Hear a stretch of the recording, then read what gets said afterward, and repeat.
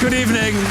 Welcome here, welcome at home for this very special event. Our guest tonight is one of the most successful, most renowned writer of legal thrillers in the world. His first book came out in 1988, A Time to Kill. And since then he has published a book every year. He has sold over 300 million copies of his books worldwide. And recently this book was published. It's called in English, The Guardians. In Dutch translated into De Onschuldigen. It's a great book about a small outfit of lawyers in Savannah, Georgia, who try to get people out of death row who have been convicted innocently. This book is one of the topics, many other topics we can talk about, together with 600 students, lawyers, judges here in Muziekgebouw aan het IJ in Amsterdam. I'm going to interview and give him a warm applause, John Grisham.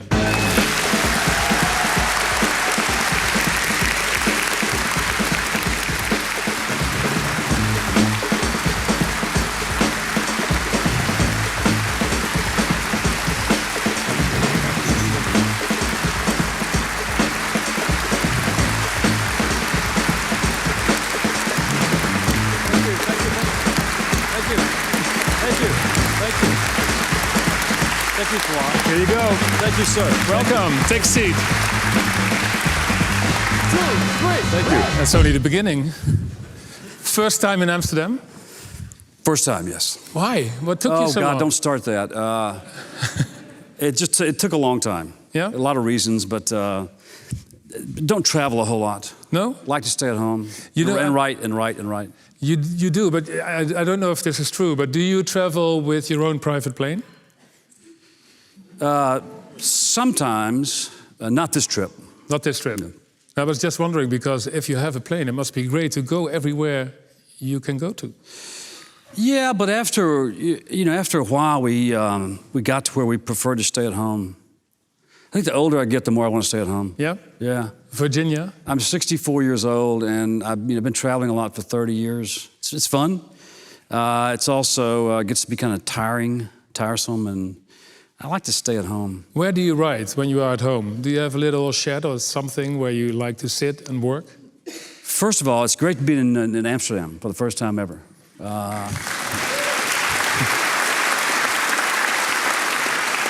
I have thoroughly enjoyed walking around your city, and it's charming and hospitable and beautiful. I called my wife when I got here Sunday, and I said, dear, I'm in a beautiful hotel in the red light district. And she wasn't too pleased to hear that. But no? I said, it's very nice, great hotels, great restaurants, coffee shops, bookstores. It's very lovely. What did you do today? Hiked across the city for hours and went to the museums. And, which one did you visit? The Ritz and the Van Gogh and the Modern. So I had a busy day. Yeah. Normally I travel with my wife, and we love to do the museums and galleries and things like that. But she couldn't make this trip. But I promised her she was going to come back.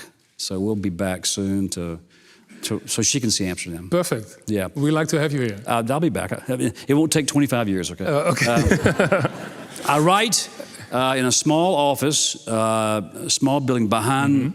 We live on a farm in very rural Virginia, in the horse country.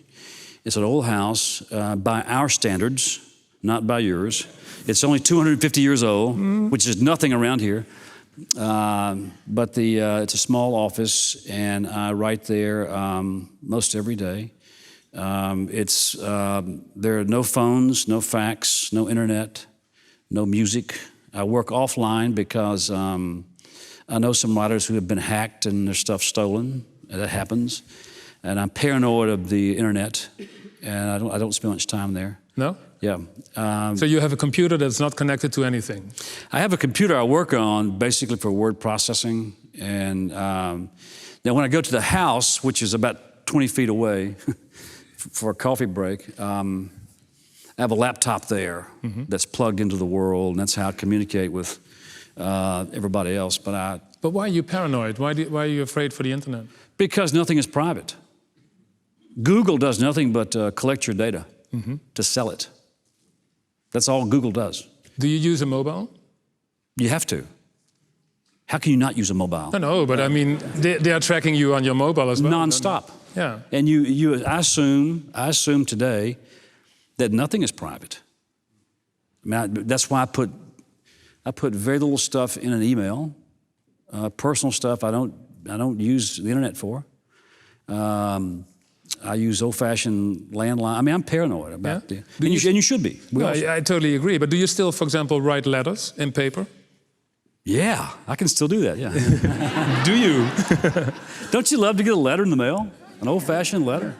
I write those all the time. Yeah. And yeah, I prefer that. Email's great for quick stuff, but nothing of substance or nothing, financial or business or whatever. I can't say I never do it, but I try to avoid that because I'm paranoid. Right. And we should be.